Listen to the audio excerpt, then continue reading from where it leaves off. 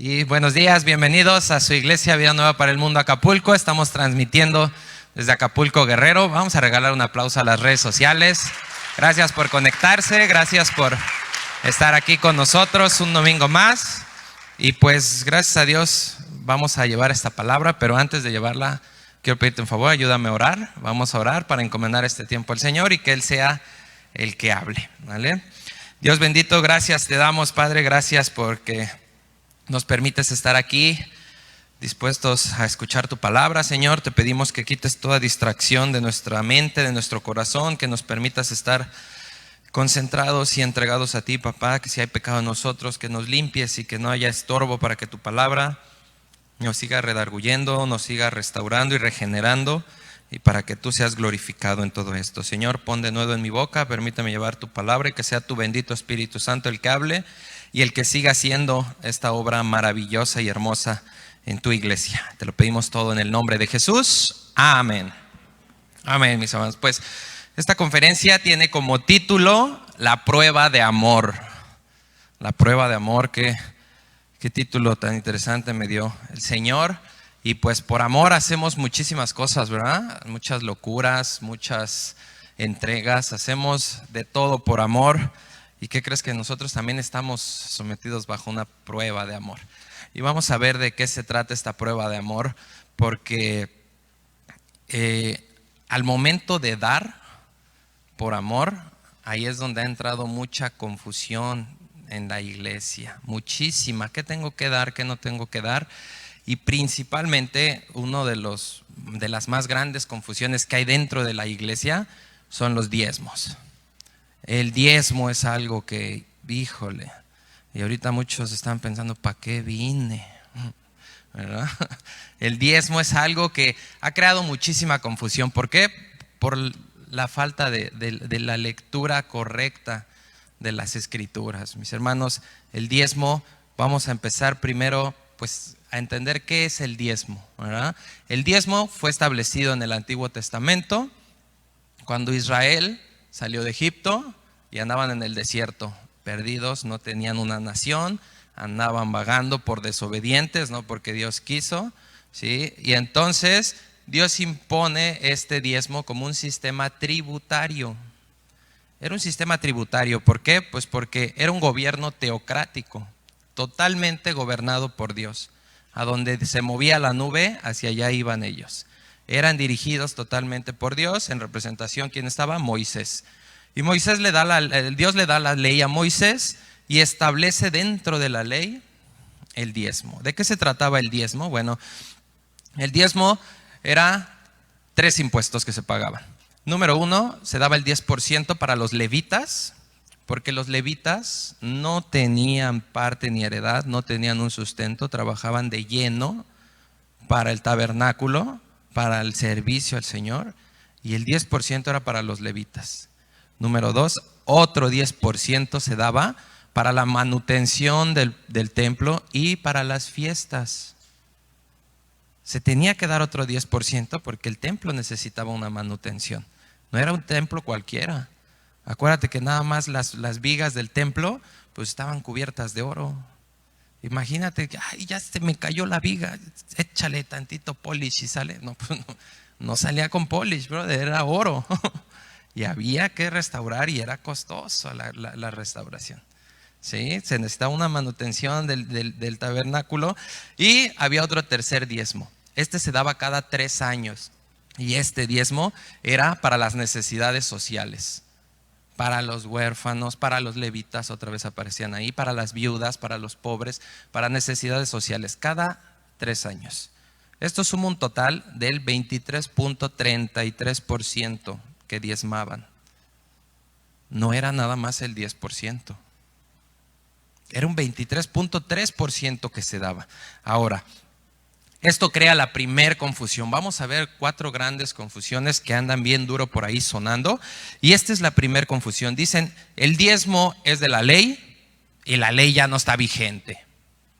La ley ya no nos rige, estamos bajo la gracia y entonces el diezmo ya tampoco está vigente. Ok, vamos a ver qué dice Mateo. Acompáñame al libro de Mateo, al Evangelio de Mateo, por favor. al capítulo 5 y vamos a ver qué nos dice Jesús de sus propias palabras acerca de la ley. Mateo 5, versículo 17 y 18. Y dice así la palabra de Dios: no pienses que he venido para abrogar la ley o los profetas. No he venido para abrogar la ley, sino para cumplirla. Porque de cierto les digo que hasta que pase el cielo y la tierra, ni una jota ni una tilde pasará de la ley hasta que todo se haya cumplido. ¿Quedó abrogada la ley? No, ¿verdad? Claro que no quedó abrogada la ley. Jesús no vino a anularla. Jesús vino a mostrarnos el significado correcto y el propósito correcto de la ley. No vino a quitar la ley. Ahí dice claramente en sus palabras: ¿la ley se cumple? Sí se cumple. Sí se cumple la ley, mis hermanos. ¿Como los judíos? Claro que no. Como los judíos no se cumple. ¿Cómo se cumple la ley? Adelántate tantito ahí a Mateo 22. En Mateo 22, versículos 37 al 40. Estos versículos son sumamente sonados.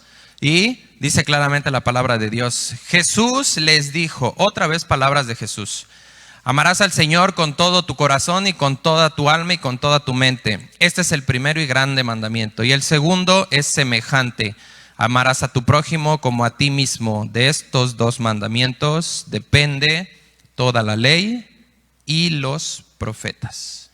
¿Cómo se cumple la ley? Amando. Amando. El cumplimiento de la ley, mis hermanos y amigos que nos visitan, es el amor. El cumplimiento de la ley es el amor. Pablo lo dijo claramente en Romanos 13:10, que eso es. ¿Por qué es el cumplimiento de la ley el amor? Bueno, porque resume el amor los mandamientos de Dios. Si tú amas a Dios con todo tu corazón y con toda tu alma y con toda tu mente y con todas tus fuerzas, ¿vas a tener tiempo para estar pensando en ociosidades? ¿Para estar pensando en maldades? ¿Para estar pensando en hacerle mal al prójimo? No, porque vas a entender que tú amas a Dios y Dios amó a tu prójimo como a ti te ama. Y entonces el amor a tu prójimo también va a nacer. Y no vas a romper ningún mandamiento por amor a Dios. ¿Lo vamos a cumplir a la perfección? Claro que no. Es una imposibilidad de nosotros hacer algo a la perfección. Pero el que está dentro de nosotros, ese sí tiene perfección. Y ahí es donde Dios se agrada, en el que está dentro de nosotros. Entonces, el amor es lo que va a llevarnos a cumplir la ley y es lo que va a motivarnos a guardar esos mandamientos de Dios. Por eso es muy importante el amor, por eso Dios es amor. Dios es amor, y si Dios es nuestro Padre y Él es amor, ¿nosotros qué tenemos que reflejar? Amor. Pero si no estamos agarrados de Dios, pues no hay fuente de amor. Entonces, aquí vemos que sí, la ley se sigue cumpliendo. La ley la seguimos cumpliendo y por amor seguimos guardando sus mandamientos, ¿verdad?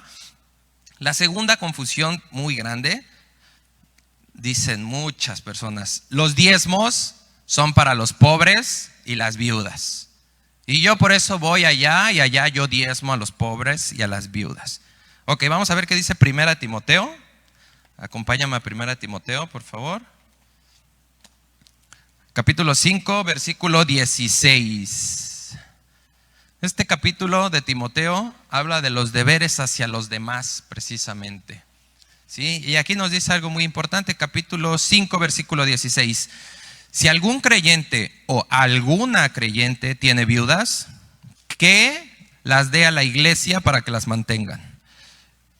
¿Sí dice así? Si algún creyente o alguna creyente tiene viudas, que las mantenga y no sea gravada la iglesia, a fin de que haya lo suficiente para las que en verdad son viudas. Aquí están las viudas. ¿Cuáles son en verdad las viudas? Hay una lista aquí arribita que puso Pablo acerca de las viudas, en donde deben cumplir ciertos requisitos, y todo esto se resume en una simple cosa: es una mujer totalmente entregada a la obra de Dios. Y además, que pues, su única familia es la familia espiritual. Nosotros no podemos deshacernos de nuestra responsabilidad con nuestras familias. Y ahí mismo dice Pablo: el que no provee para su casa es peor que un incrédulo. Y siguen siendo nuestra casa. Nuestra mamá, nuestra tía, nuestra prima es parte de nuestra casa. Y no podemos aventar y pues cuídamela tú. Es tu responsabilidad y es mi responsabilidad. Nuestros familiares cercanos, esa es la responsabilidad que tenemos nosotros. Y de los pobres, ¿qué dice de los pobres? Regrésate a Mateo 26, por favor. Vamos allá a Mateo 26, los versículos del 6 al 11, en donde Jesús habla de cuando fue, donde la palabra de Dios habla de cuando Jesús fue ungido. ¿Se acuerdan de esta historia? Cuando lo ungieron en Betania, ¿sí? ¿Verdad? ¿Qué pasó en esta historia? Se rompe un perfume carísimo, ¿verdad? Y le enjuagan los pies. ¿Y qué dicen los apóstoles? No, qué desperdicio, esto lo hubiéramos dado a los pobres. Versículo 11 de Mateo 26, y dice claramente: ¿por qué? Perdón, desde el 10. Y entendiéndolo, Jesús les dijo: ¿por qué molestan a esta mujer? Pues ha hecho conmigo una buena obra. Porque siempre tendrán pobres entre ustedes, pero a mí no siempre me tendrán. Mis hermanos, el mantener y ayudar a los pobres no es del Nuevo Testamento. En el Antiguo Testamento, en Deuteronomio, está establecido que es una responsabilidad social como cristianos, como hijos de Dios, ayudar al necesitado. Y ahí sí nos olvidamos que la ley ya no existe, ¿verdad? Ahí sí decimos no a los pobres. El diezmo no está vigente. Pero dar a los pobres sí. No importa que también esté en la ley. Esto es muy importante. Esto es muy importante porque los pobres los vamos a tener entre nosotros y la responsabilidad es de nosotros. La palabra de Dios dice claramente: el que le da al pobre, ¿a quién le da?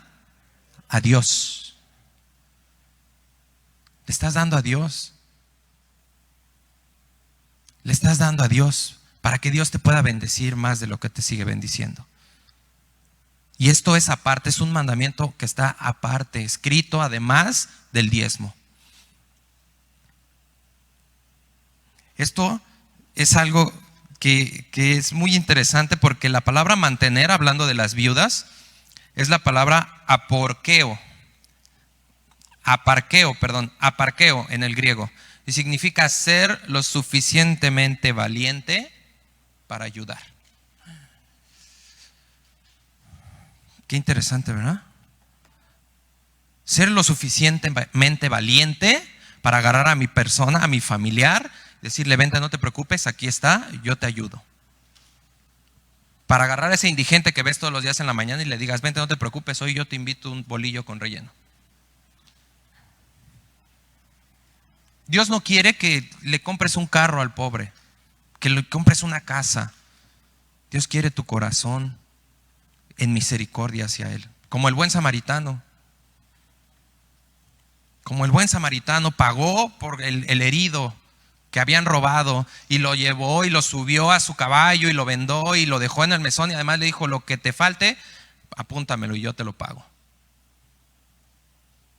Y nosotros nada más estamos: no, dame. Y cuando nos dicen: tú das, sí doy. ¿Allá dónde? Sí, allá con los pobres. ¿Y si es cierto que das con los pobres? Aquí puedes venir a decir que das, pero solamente tú y Dios saben si das o no das. Más adelante, nuestro Señor Jesucristo en Mateo 11 nos dice algo muy interesante acerca de los pobres también. Mateo 11, versículo 5. Juan el Bautista manda a a sus mensajeros a preguntarle a Jesús si él era el que esperaba, ¿verdad? Y en el versículo 5 le dice Jesús, los ciegos, le dice a los mensajeros, vayan y díganle a Juan que los ciegos ven, los cojos andan, los leprosos son limpiados, los sordos oyen, los muertos son resucitados y a los pobres se les da dinero. ¿Sí dice así? ¿Y a los pobres qué se les da? El evangelio. Mis hermanos, la iglesia no es una benevolencia a la sociedad, porque sí, tendríamos llena la iglesia, pero no por Dios, por el dinero. Y aquí estaría, en lugar de estar Jesús siendo exaltado, el dinero estaría siendo exaltado. Y la razón de estar aquí sería por el dinero, para ver hoy qué me dan. Y aunque diéramos a cada pobre que entrara, habría inconformidad con el dinero todavía. El centro de nuestra vida no puede ser el dinero. El centro de nuestra vida tiene que ser Jesús. Y por eso se les da a los pobres el evangelio. No hay mayor riqueza que sacarlos de la muerte a la vida a través de la cruz de Cristo. Fue lo que Pedro le dio. ¿Se acuerdan cuando el limosnero le dijo, dame una ayuda? ¿Y qué le dijo Pedro? Dinero no tengo, pero de lo que tengo te doy, y levántate y camina. ¿Y tú le das el evangelio a esas personas? ¿O si sacas la moneda que te sobra para calmar tu conciencia? Esto es muy importante. Los pobres siempre van a estar con nosotros. Y tú y yo tenemos que cuidar de los pobres. No es nada más ahí, es el diezmo y ya, no. Todos los días te encuentras con un pobre, con un necesitado, ¿o no? ¿Y lo ayudas todos los días? ¿Cuántas veces nada más hacemos así, verdad? Con el vidrio arriba. Esto es importante, esto no es parte del diezmo. Es parte de nuestra responsabilidad como cristianos, de amor al prójimo, ¿verdad? Otro gravísima confusión que hay con respecto al diezmo es: yo no voy a mantener al pastor, que el pastor trabaje. Acompáñame a Levítico, por favor. Levítico 27, versículo 30. Esto es una mentalidad que está permeando la iglesia durísimo, hermanos y amigos que nos visitan. ¿A quién se le dan los diezmos? Levítico 27:30 dice: y el diezmo de la tierra, así de la simiente de la tierra como el fruto de los árboles, de los pastores es. No, ¿verdad? De Jehová es. Es cosa dedicada a Jehová. Lo que tú das no es para los pastores. Si tú crees que es para los pastores, tus ojos están puestos en el lugar equivocado. Lo que tú das no es para los pastores. Lo que tú das es para Dios. Cosa consagrada para Dios. Lo dice claramente aquí, está bien claro. Y dicen, yo no lo voy a mantener, que trabaje. O sea, ¿predicar no es un trabajo? Estar aquí arriba predicando todos los domingos, 2 servicios, y además llevaba estudios toda la semana, y además llamaba a las ovejas, y además estaba al pendiente de todos, y además nos daba consejo, y además mantenía a su familia, y además estaba para el que lo necesitara. ¿No es trabajo? Acompáñame a Timoteo otra vez, por favor. 1 Timoteo 5:17. Y vamos a ver qué dijo Pablo, inspirado por el Espíritu Santo, acerca de esto. Dice 1 Timoteo 5:17. Los ancianos que gobiernan bien sean tenidos por dignos de doble honor, mayormente los que trabajan en predicar y enseñar. La predicación y la enseñanza sí es un trabajo, hermanos y amigos que nos visitan. Esta palabra trabajo en el griego es kopiao, con K, kopiao, y significa trabajar duro hasta fatigarse. El venir a dar alimento espiritual, ¿tú crees que es nada más, pues sí, el sábado me siento y ahí apunto lo que se me ocurre y ya? Y todos los demás ya estoy aquí sentado esperando a ver qué pasa.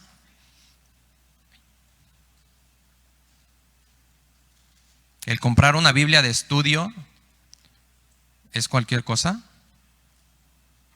Un pastor no tiene una Biblia de estudio. Un pastor por lo menos tiene 10. Y desde que despierta hasta que se duerme, está velando por ti, como quien ha de dar cuentas de ti. Pero lo único que vemos es al pastor aquí enfrente, ¿verdad? Con su camisita, con su pantalón, y sí, no, él sí prospera. ¿Y yo qué? No, que él trabaje. Espérame, ¿sabes primero que nada lo que pasó para tener esa ropa? Nosotros nos estamos viendo, pero nadie sabe cómo llegó la camisa que traes puesta, la blusa, el pantalón. Pero a nuestros ojos, yo veo eso, no, sí, el pastor, él prospera. Y él nada más está ahí. Y todo lo que se tiene que hacer en este lugar, todo lo que se tiene que hacer con todas las ovejas, todo lo que se tiene que hacer para transmitir en Facebook, para llevar las redes sociales, para llevar una página de internet, para estar cuidando y manteniendo el equipo, ¿eso quién crees que lo hace? El Espíritu Santo viene y arregla todo y ya nada más el pastor viene el domingo y aquí está. Claro que es un trabajo. Y es un trabajo digno de doble honra.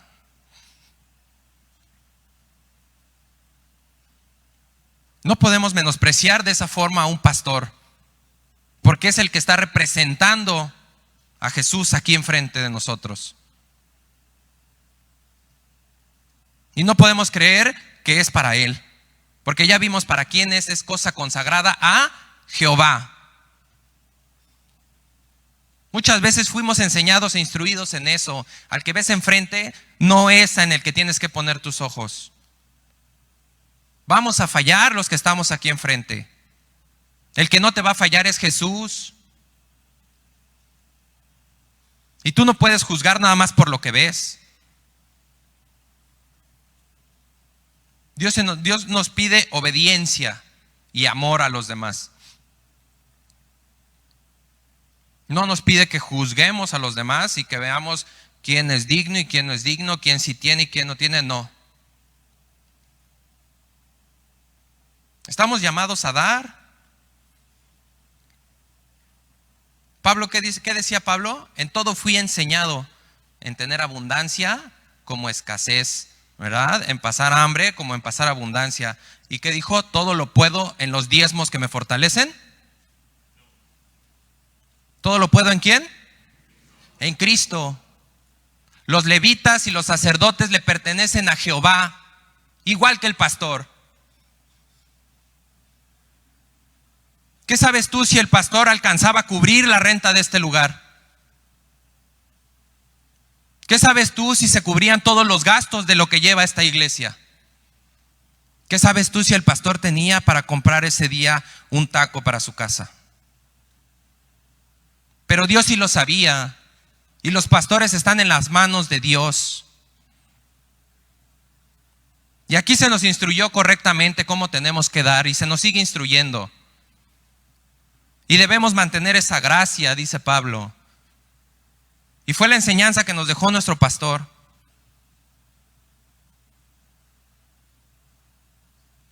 Los obispos, los que están enfrente, los que sirven de tiempo completo al Señor, son del Señor. Tú no los mantienes, los mantiene Dios. Hay un estudio que muestra que de los cristianos que nos congregamos, de todos los cristianos que se congregan, en la iglesia que más den es el 10% de los cristianos que dan. El 10% en una iglesia que Es sumamente generosa. Y de ahí para abajo. ¿Y tú crees que el pastor depende de nosotros? Muchos llevamos años que no damos nada. Los pastores están en las manos de Dios, no en nuestras manos. Y tenemos que sacar eso de la cabeza y pastorear, claro que es un trabajo. La otra confusión grande que se desprende de esto es que Pablo trabajaba. Pablo trabajaba haciendo tiendas. ¿En dónde está esto? Acompáñame al libro de Hechos. Hechos 18, versículo 3. Y en Hechos 18:3 dice así la palabra de Dios. Y como eran del mismo oficio, se quedó con ellos y trabajaban juntos, pues el oficio de ellos era hacer tiendas. Y entonces la gente agarra este versículo y dice, aquí está, Pablo hacía tiendas. Los pastores deben trabajar y no vivir de las ovejas. Pero sacamos nada más el versículo y todo el contexto en dónde está. Si leemos arriba, dice que encontró a Aquila, que acababa de ser expulsado de Roma, porque el emperador Claudio había decretado que todos los judíos tenían que salir porque los consideraban alborotadores. Y Aquila sale con su esposa y ellos sí tenían el negocio de hacer tiendas. Y se establecen en Corinto y Pablo llega a Corinto. Y Pablo en esta ocasión llegó solo a Corinto.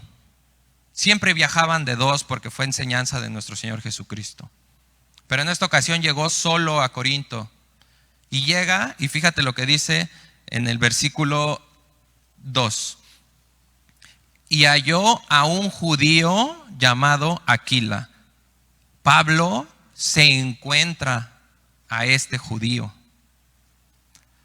Natural, de pronto, recién venido de Italia, con Priscila su mujer, por cuanto Claudio había mandado que todos los judíos salieran.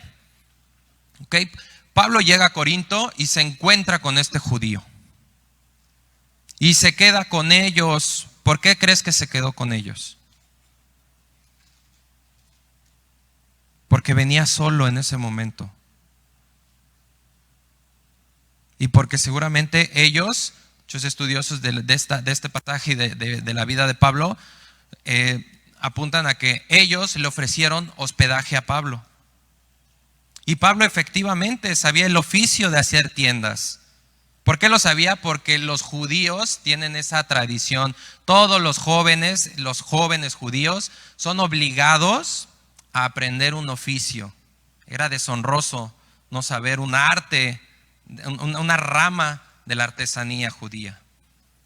Y además, ¿sabes qué? Los rabinos decían, y creo que es algo que deberíamos aplicar todos, decían, quien no le enseña un oficio a su hijo, lo está criando para ser un ladrón. Porque los jóvenes apuntaban ya a la independencia. ¿Y de dónde se iban a sostener? Pues o sabían hacer algo o se iban a ir a robar, cosa que no está lejos de la realidad, ¿verdad? Y si nos vamos un poquito más atrás y recordamos a Saulo, ¿Saulo trabajaba haciendo tiendas? Saulo era una persona prominente, era un académico, era discípulo de Gamaliel. En los fariseos era un perseguidor. Le daban las cartas los fariseos, el sumo sacerdote. Era judío, era romano también. Pablo tenía muchas influencias. Pablo, ante la sociedad, era alguien sobresaliente. ¿Lo habrá logrado vendiendo tiendas? Claro que no. Pablo no vendía tiendas. ¿Por qué vendía tiendas? Bueno, porque en Corinto, la ciudad de Corinto, fue la iglesia que más problemas le causó a Pablo, que en más conflicto estuvo con Pablo. Y cuando trabajó en Corinto fue porque estaban queriendo acusar a Pablo de que quería sacar una ventaja material de los corintios. Y los corintios eran marros como ellos solos. Eran avaros, no soltaban prenda para nada. Y además de que andaban en la locura, eran hedónicos y además eran inmorales. El hedonismo es la creencia de que todo tiene que pasar por el placer del ser humano para que sea bueno. Y que los llevó a la inmoralidad y a la locura moral. Y entonces acusaban a Pablo. Los falsos maestros se habían metido a la iglesia y aquellos, sí es cierto, nos quiere venir a robar los diezmos. Y Pablo se puso a trabajar en esto. ¿Para qué? Para que no hubiera obstáculo para el evangelio. Lo dice claramente en 1 Corintios 9:12. Pablo no quería que hubiera ningún obstáculo para el evangelio. ¿Y sabes qué? Más adelante les pide perdón Pablo. En la carta de 2 Corintios les dice: perdónenme por este agravio, porque ustedes nunca me sostuvieron en la obra. ¿No dice me sostuvieron a mí? Y esto pasó por esta problemática que había en Corintio. Y hay otro registro en la Biblia, en Tesalonicenses, donde también dice que trabajó Pablo con todos los que estaban con él. ¿Por qué? Porque en Tesalónica tenían la situación de que los varones no querían trabajar y que el hermano me ayude y llego y, oye hermanito, préstame. Y al otro domingo, hermanito, préstame. Y préstame, y préstame. Y llegó Pablo y dijo antes en el contexto: el que no trabaja, que no coma. Y aquí estamos nosotros para poner ejemplo de que no debemos ser gravosos a nadie. Por eso trabajó Pablo en Tesalónica también. Pero Pablo, cada que escribía una carta, ¿cómo se presentaba? Pablo, el hacedor de tiendas. Pablo, el esclavo de Jesucristo. ¿Y un esclavo va y trabaja y luego viene y sirve a su amo en el tiempo que le queda?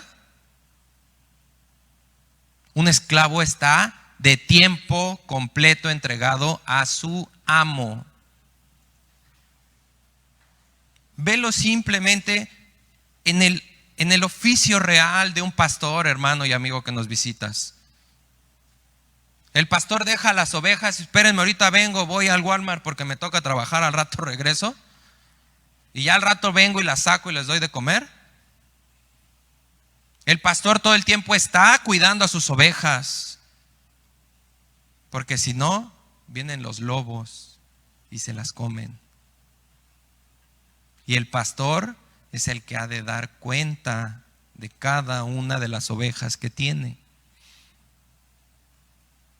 ¿Y podrá un pastor irse a trabajar con los horarios que hay el día de hoy? ¿Con lo absorbente que es un trabajo el día de hoy? Y además tener tiempo para llamarte para ver cómo estás, para darte una consejería, para preparar estudios y alimento espiritual entre semana, y además para venir los domingos a darte alimento 2 servicios y para atender a su familia.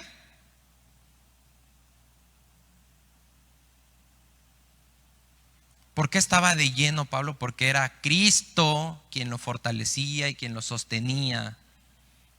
Pablo no trabajaba.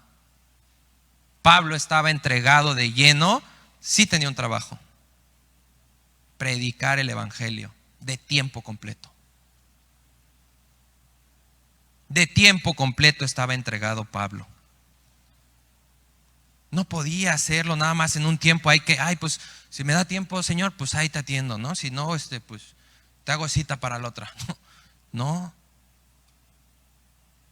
podemos.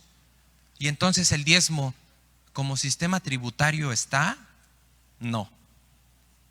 Como un sistema tributario no está, mis hermanos y amigos que nos visitan. Ya no está establecido así, pero sí se sigue manteniendo como una forma de adoración, de gratitud y de responsabilidad cristiana.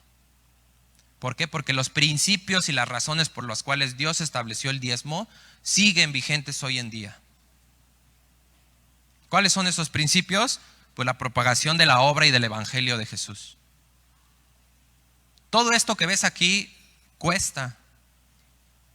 Que tú estés sentado cómodamente dentro del aire acondicionado cuesta. Y cuando llegamos, sí queremos que esté prendido el aire, ¿verdad? Venimos de allá afuera del carro, ay, ahorita que esté el aire. Y hasta luego nos quejamos porque hace frío, ¿verdad? Pero no, ay, sí, a la hora de que me piden, no. No porque el diezmo ya no está vigente, no porque yo no voy a mantener al pastor, no porque que trabajen. Aquí está. ¿Para quién es el diezmo? Para Dios. Es una forma de adoración a Dios. ¿Y cómo estamos llamados ahora a hacer esta adoración? Vamos a 2 de Corintios. 2 de Corintios, capítulo 9, versículo 7.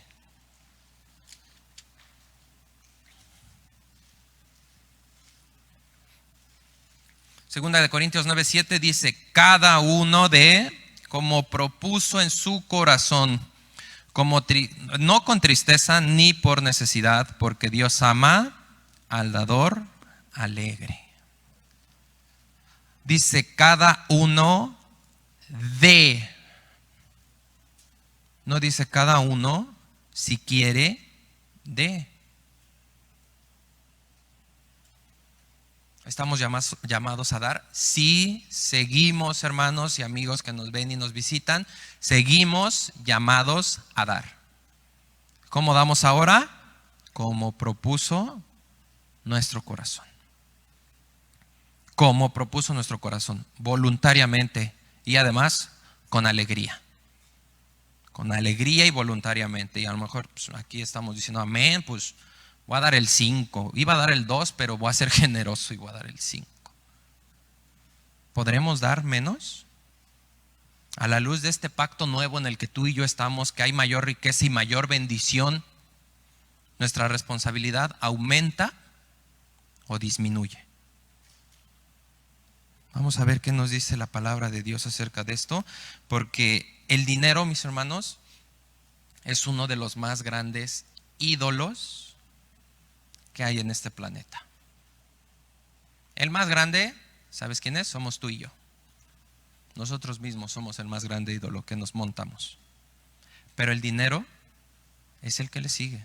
El mundo se encarga de que todo gira alrededor del dinero. Todo quiere girar alrededor del dinero. El mundo pone todo esto. Y hoy Dios quiere darte esa sabiduría. ¿Para qué? Número 1, para librarte de este gran mal. 1 Corintios 6:10 dice claramente: raíz de todos los males es el amor al dinero. No el dinero, el amor al dinero. Y entonces, ¿cómo se vuelve el dinero un ídolo si no es el dinero? Pues porque si amas el dinero lo vas a idolatrar. Lo vas a tener ahí y te vas a echar aire y vas a hacer ahí angelitos en los billetes, ¿no? Y todo. Bueno, no sé cuántos hayan hecho eso. Yo creo que eso está nada más en nuestros sueños guajiros, ¿verdad? Pero si lo amas, lo vas a hacer tu ídolo. Y Dios te quiere librar de eso. Y además Dios te quiere bendecir. Dios bendice porque Dios ama al dador alegre. Y es de bendición dar. ¿Por qué tenemos que dar? Bueno, mira, número 1, debemos entender que lo que tú y yo tenemos no es de nosotros, es de Dios. Absolutamente todo es de Dios. No nada más el 10%. Todo le pertenece a Dios. Salmo 24:1 dice claramente: de Dios es toda la tierra y su plenitud. Ageo 2:8 dice claramente: Dios es el dueño del oro y de la plata, por si dudabas también de que de eso fuera dueño. A Dios le pertenece todo y lo que nos da es simplemente para que lo administremos. Él nos da su dinero. ¿Para qué? Para que lo administremos y le demos frutos a Él. La parábola de los talentos, ¿verdad? Dios nos da, ¿para qué? Para que se multiplique en frutos eso que nos está dando. ¿Ok? Entonces, pues si es voluntario, pues ¿cuánto tengo que dar entonces, no? Si el 5% no está bien, bueno, Regrésate otra vez a Mateo 5, por favor. En Mateo 5, versículo 20, fíjate muy bien lo que dice Jesús. Otra vez palabras del mismo Jesús. Y dice: porque les digo que si su justicia no fuere mayor que la de los escribas y fariseos, no entrarán al reino de los cielos. Si nuestra justicia, hermanos, no es más grande que los escribas y fariseos, no entraremos al reino de los cielos. ¿Qué significa esto? ¿Cuánto daban los escribas y fariseos? 10%, ¿verdad? Vamos a dejarlo ahí. Bueno, el 10% no es el techo. El 10% es el piso. Y de ahí para arriba. Para muchas personas, el 10% representará realmente un sacrificio a su economía. Para otros, el 10% no representa un sacrificio. Y dar generosamente no es dar lo que me sobra. Es dar algo que me cuesta trabajo dar, pero que es más grande mi amor para darlo. El 10% no es el techo, mis hermanos. Y no es la regla. Ay, no, pues yo nada más doy el 10. No, es de ahí para arriba. De ahí para arriba estamos llamados a dar generosamente. Y a muchos no les gusta que toquemos el tema del dinero. Pero dice Pablo claramente que se tiene que enseñar todo el consejo, ¿verdad? Y todo el consejo, aquí está. Todo el consejo. Y la Biblia sigue hablando de dar.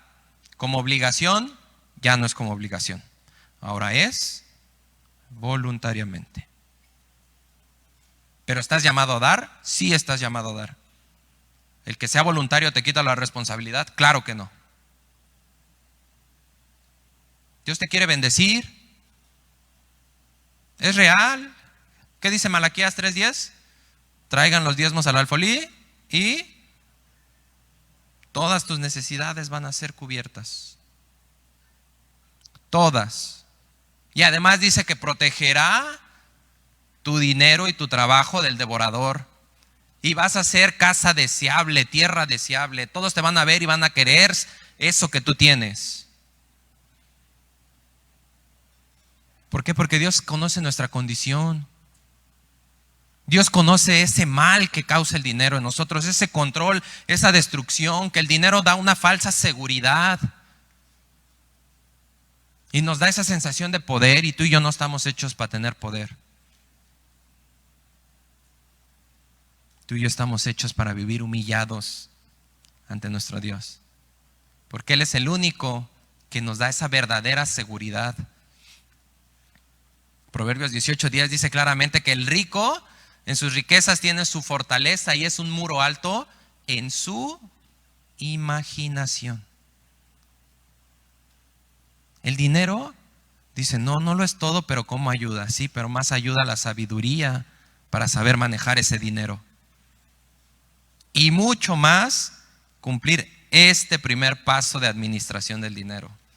Tenerlo protegido. ¿Por quién? Pues por Dios. No hay mejor cosa que podamos hacer. Esto es para sacar ventaja. Acompáñame a Filipenses 4:17. Y fíjate lo que dice Pablo acerca de que si él sacaba ventaja o no de esto. Filipenses 4, versículo 17, dice así: no es que busque dádivas, sino que busco fruto que abunde en su cuenta. O sea que si diezmo, voy al cajero y voy a checar mi cuenta. No, no es en el cajero. Tú y yo tenemos una cuenta celestial. Y el dar es para echarle a esa cuenta celestial que se encuentra en el mejor banco que pueda haber en el universo. Que no te da el 3, no te da el 10, te da el 100 por 1 de rendimiento. Y el banquero no te va a fallar. Va a estar contigo hasta el fin de este mundo. ¿Y cuántos vienen y te ofrecen afores? ¿Cuántos vienen y te ofrecen ahí que el negocio de tu vida? Y ahí estás temblando para dar el billetito, ¿verdad? Porque no sabes si te van a bailar o no. Y con Dios es algo seguro. Dios tiene muchas cosas para darte. Dios tiene muchas bendiciones. Dice claramente Malaquías 3:10 que abrirá las puertas de los cielos y derramará sobre ti bendición. Pero ¿sabes qué? Tú la tienes cerrada esa puerta. Dios la quiere abrir desde allá arriba y tú desde aquí abajo la estás atrancando y diciéndole: no, Señor, porque es mi dinero, es mi esfuerzo y yo lo he ganado con mi inteligencia. Dios te dio todo. Desde el vientre de tu madre Dios te dio la habilidad para hacer lo que haces hoy, para tener lo que tienes hoy.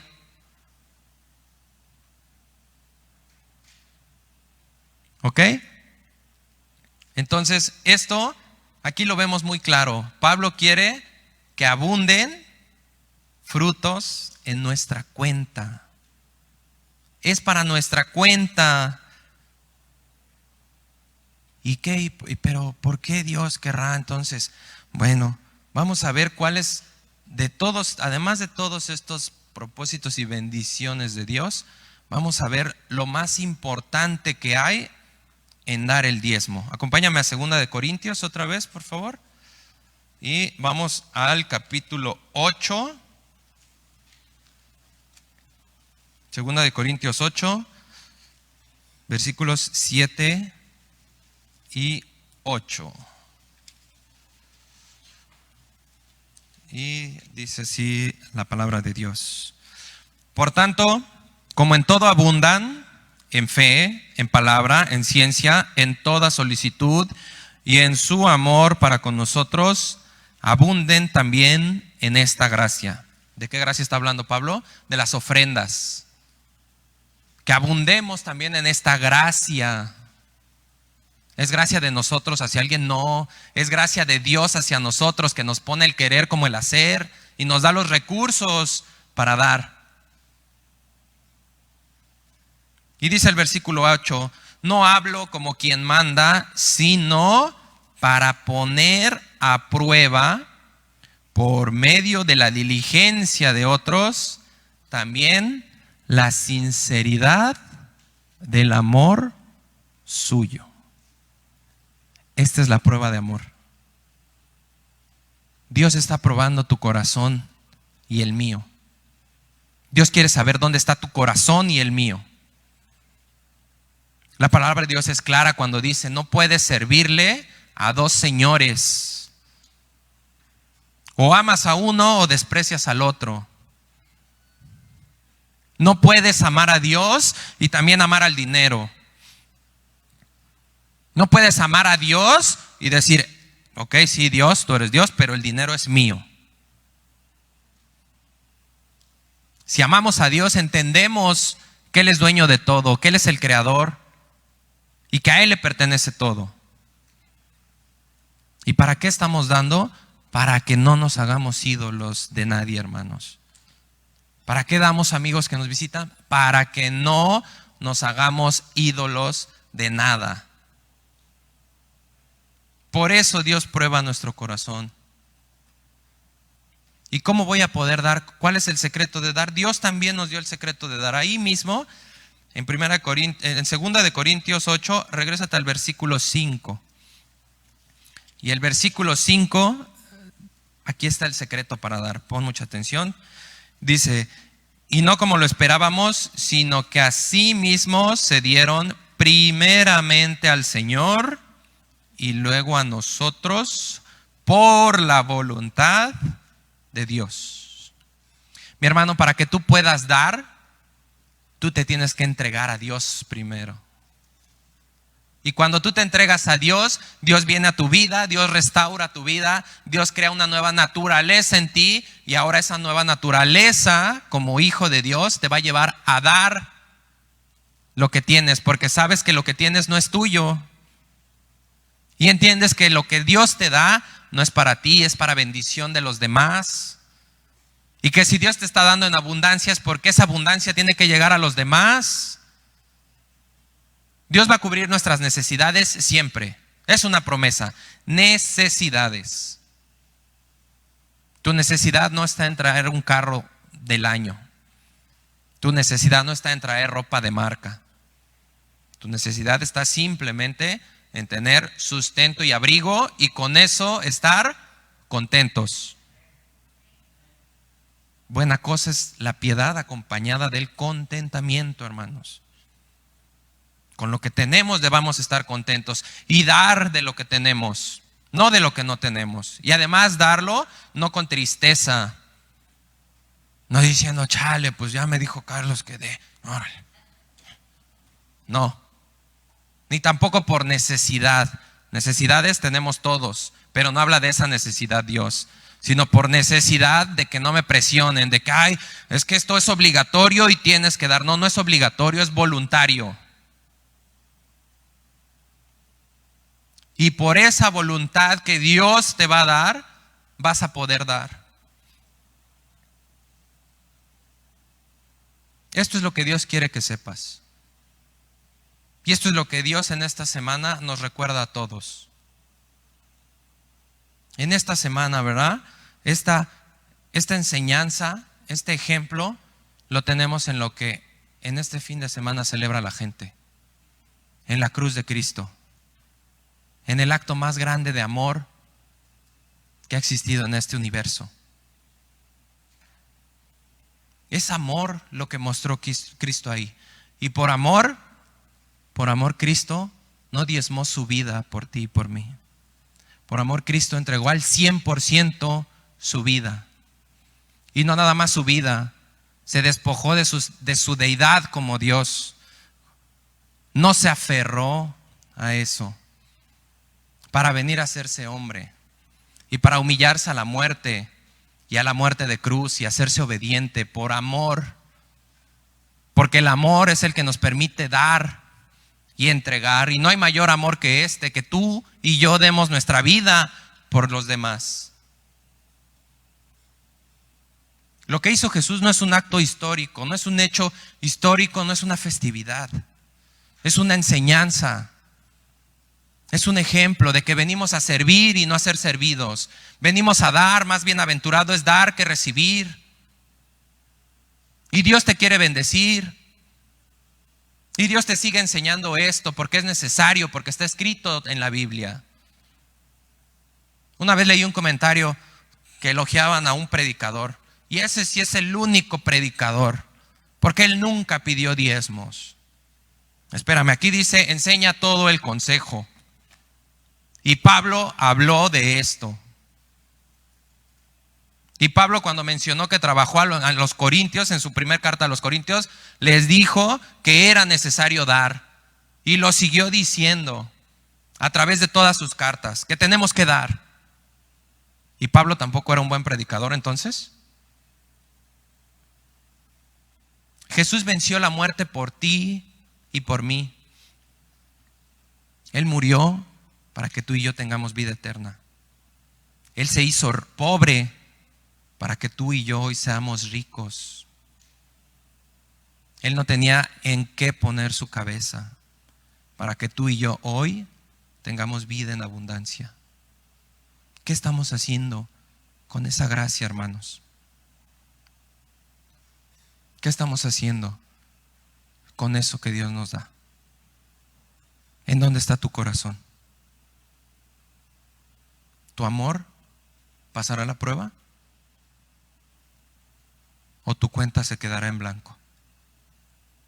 Hoy Cristo te llama a que hagas a un lado ese ídolo que es el dinero y a que pongas en primer lugar a Dios y al reino de los cielos, para que todo lo demás venga por añadidura. Vamos a orar, hermanos. Dios bendito, gracias, Padre, gracias por esta enseñanza tan hermosa, Padre. Gracias porque